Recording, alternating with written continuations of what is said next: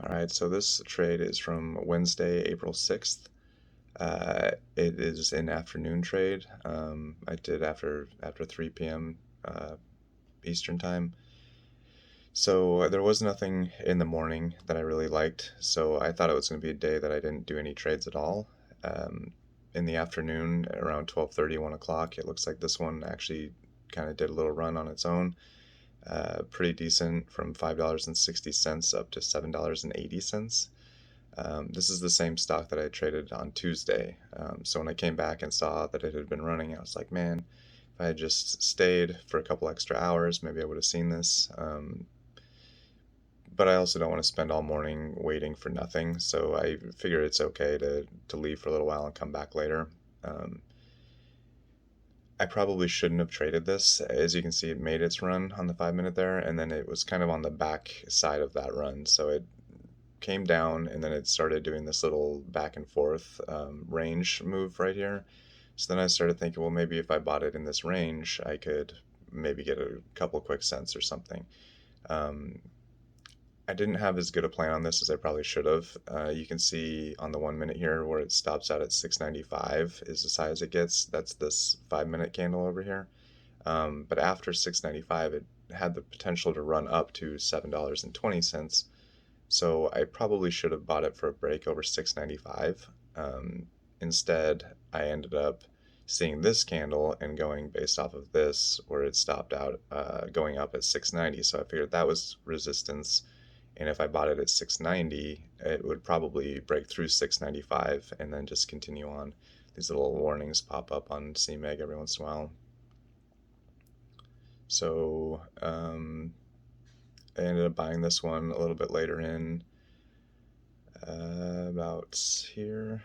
So there's 690, and you can see it's at 107,000 sellers. So kind of a lot of resistance there. I figured if this ticks down like that, 97, 36, so then I bought it, thinking that it was going to break through. And you can kind of see it did a little bit. It went up to 694, almost 695.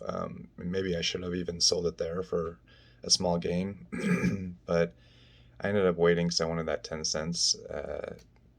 But then it started to come back down, and I was a little worried that maybe I was going to, lose more than I wanted to. 3 cents, 2 cents isn't that big of a deal, but if it dropped way low, I could be kind of screwed.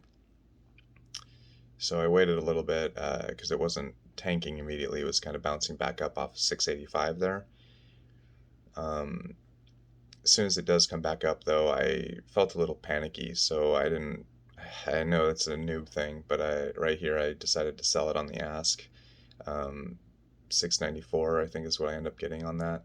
So $16 gain, but then immediately it keeps going up to 699 here. So it doesn't break through 7, but had I held it just a few seconds longer, I could have sold it for like 4 or 5 cents more, which would have been pretty big for a small account.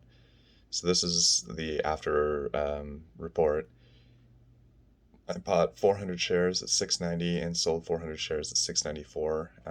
Like I said, I probably could have gotten a little bit more out of that, so it's a little disappointing. But at least it's a gain, and win is win. So my gross was $16 after commissions and fees and everything right here. My total net profit was $9.62. So considering this is a day that I wasn't planning on doing any trades in the morning because I didn't see anything, and then I came back and honestly it was a pretty terrible trade. I should have just probably left it alone completely. I could have even bought it a little bit sooner or potentially a little bit later for that breakthrough 695. Because I don't know, maybe it did go up past 7 after that, but either way, $9.62 isn't, it's not a loss. So that's after commissions and everything. So my total account then was at 571.73, and that was the day. So going into April 7th, I'll have $571, and hopefully I can continue to make gains. So hope you guys enjoy this review. I appreciate you watching.